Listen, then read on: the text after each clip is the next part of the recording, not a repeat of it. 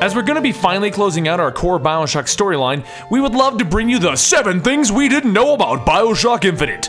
Warning, this one is full of spoilers about the ending. Oh, and let us know in the comments down below what game you want us to hit next. I'm already working on the Borderlands 2 7 things we didn't know, and I already know you guys are voting for the rest of Metal Gear, but we just can't do back-to-back Metal Gear episodes, so maybe we'll do that next week. So vote down below what you want us to do. Fact 1! There's a hidden song that plays through the entirety of the game. If you take the sound effects from the background of the game and you speed it up to 800%, it sounds like a man singing a song.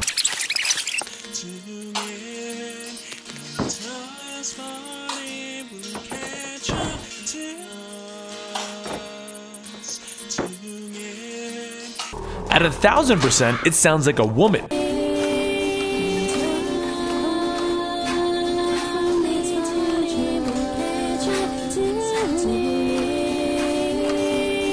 But after all of the possible lyrics that we read, because no one knows for certain what they're saying, the overall public opinion seems to be 2 different things.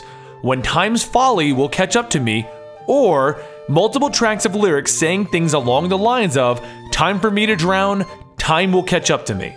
Basically, Booker knew since the beginning what needed to happen, and it followed him throughout the entire game. Fact 2!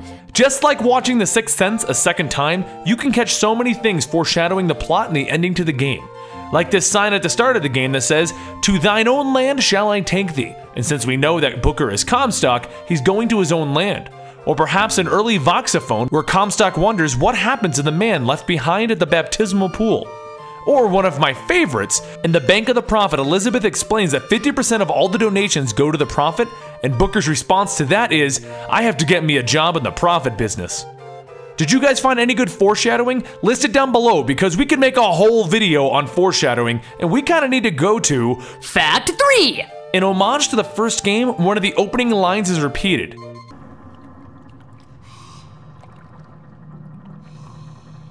Is it someone new?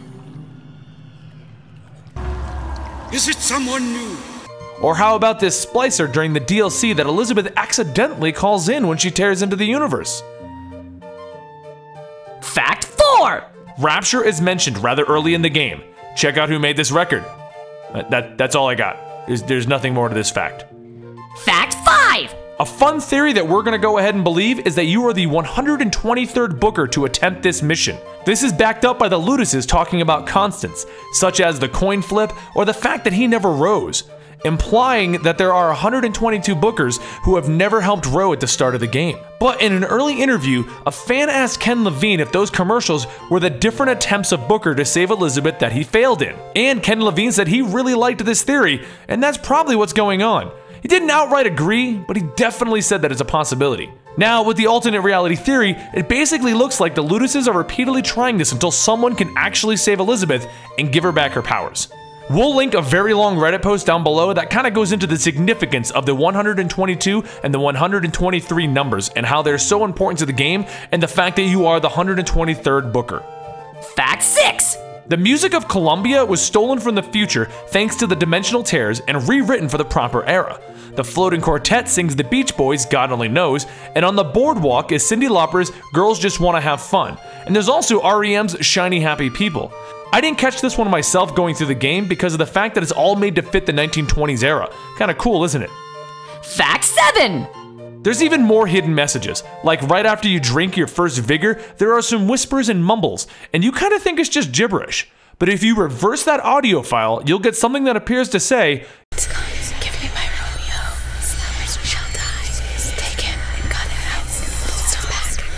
Come, gentle night. Come, loving black proud. what do you think it says? Well, thank you for joining us for the 7 things I didn't know, and if you learned something new today, give this video a like as it really helps us decide where to bring these videos.